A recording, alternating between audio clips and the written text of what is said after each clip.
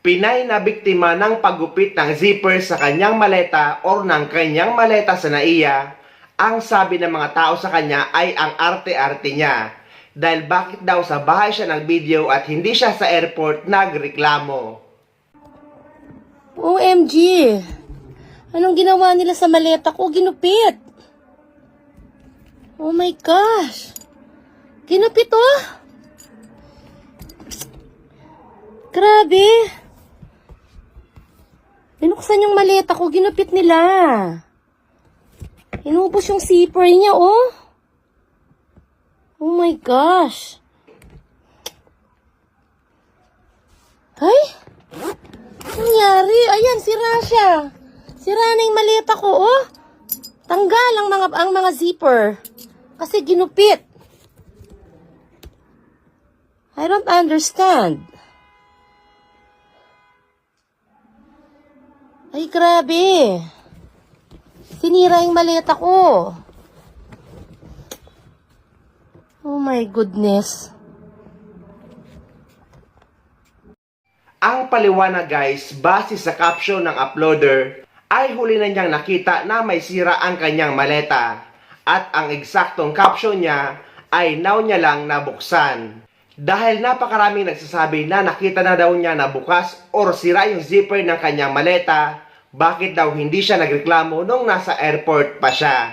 Kung mapapansin nyo guys, dun sa part kung saan ginupit ang zipper ng kanyang maleta, lalo na't dalawa ang zipper ng maleta natin, so kahit gupitin siya sa gitna, ay ihiwalay nyo lang yung dalawang zipper at pwede nyo lang ipasok yung kamay ng tao, at after niya magawa yung kalokohan, ay ibabalik niya lang yung zipper na hindi aabot dun sa part kung saan ginupit, kaya siguro hindi napansin ng biktima or ng kababayan natin Pinay na gano'n na ang nangyari sa maleta niya. Dahil sa mga malilinaw mag-isip kagaya natin, sino ba namang tao ang hindi agad magre-react kung sa airport pa lang ay napansin na niya na gano'n ang nangyari sa kanyang maleta? Bakit pa niya ipapaabot kung saang nasa bahay na siya? At may mga nagsabi pa na ang arte-arte daw ni ate or ng kababayan natin Pinay. Dahil nag-video nga siya pero hindi naman niya sinabi kung may nawala daw sa kanyang maleta. Guys, the fact na may nagbukas sa maleta mo, may kinuha man or wala, ay dapat may managot. Pero ang problema is lahat ng mga biktima ng pagnanakaw sa NAIA ay sa social media lang naglalabas ng sama ng loob or sa balita. May nasolusyonan ba? Kailan kaya matitigil ang mga ganyan? Pati nga yung kilalang Pilipinong nagluluto sa Amerika na pinapalo ko na si Panlasang Pinoy ay naging biktima rin ng pagnanakaw sa NAIA nung umuwi siya sa Pilipinas galing sa USA, na kinuha ang mga mamahaling gamit sa loob ng kanilang maleta, pati ang mga chocolate. Though may mga airport din sila pinagdaanan, pero pati kasi ang chocolate ay kinuha. Sino ba namang ibang lahi ang kukuha ng chocolate? Lalo na't napakamura lang naman yan dito sa ibang bansa.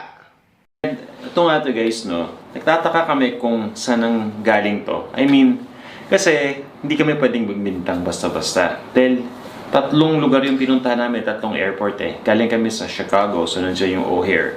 Nagland kami sa San Francisco. Tapos nun, nagpunta kami ng Terminal 1 ng Ninoy Aquino International Airport. So 3. Hindi ko alam kung saan nawala yun, di ba? Pero, hindi ko alam, pati chocolate kasi nawala. So, hindi ko alam kung paano natin babasahin yung scenario na yun. Nakakalungkot. Tapos sabi mo, ilang Oakley yun? Parang more than 1 Oakley siya. Yeah, it was also like a lot of reading glasses too. Oh. For my aunts. So, napakahalaga ng mga gamit na nawala talaga, guys. At yun nga nung magpapasko, may idea kami na dapat i-secure yung gamit, syempre, no? Kasi nababalitaan na din namin yan before. So, lahat ng mga mas mahalagang gamit, dala namin sa hand carry. Pero mahalaga din kasi yun doon sa check-in eh. Talagang walang choice na yung mga pangregalo. Gusto lang namin magpasaya sa Pasko, kaya ganoon. Talagang nag-effort kami, nag-ipon para makabili ng mga pangregalo. Tapos yun, wala. Si Day, parang nakaisip na i-check din I-check yung gamit, din yung no? bag. Tapos chinek mo na. Chinek ko yung bag. Nawalan din pala. Kasi ikaw naman yung umiyak. Pero, nagalit ako. Oo. Nainis ako. Oh, alam nyo guys, yung brief, yung ano, hindi pala brief, sorry. Yung ano, yung perfume ko rin. Mga din. Tsaka yung mga personal item. Marami tayong nawala actually, no? Kidding Marami aside. din naman. Mga signature. Actually guys, mga signature. Marunong kasi yung mga nanguha. Ano yung kinuhang brand dun sa dala natin?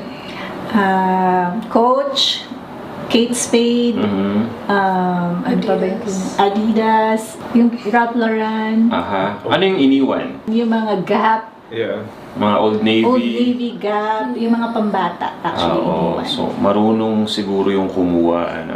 So, umaasa ngayon ang mga Pilipino na sa pagiging pribado na ng NAIA sa mga susunod na araw o buwan ay mawawala na ang mga ganito. Lalo't maa-absorb pa rin lahat ng mga empleyado sa NAIA. So, tingnan na lang natin kung mawawala ba ang mga nakawan ng maleta or mga laman ng maleta sa NAIA. Inaasahang masusolusyonan naman daw ito sa nakatakdang modernisasyon ng airport matapos ma-award ang proyekto sa bagong operator na SMC Sap & Company Consortium.